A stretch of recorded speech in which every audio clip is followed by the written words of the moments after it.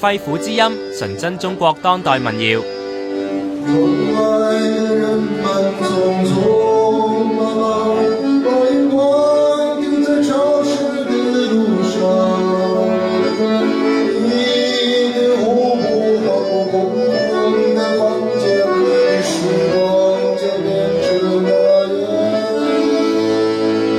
呢首歌叫做《米店》，好唔好聽呢？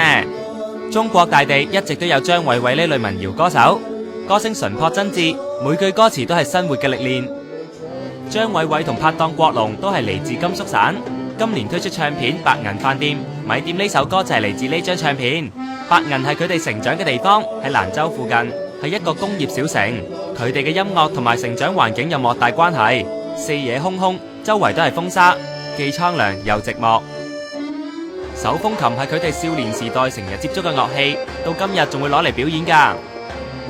呢一日同佢哋一齊演出嘅仲有另外一個音樂人小何，佢嘅音樂以實驗性強又破格見稱，佢哋三個人都係樂隊美好藥店嘅一份子。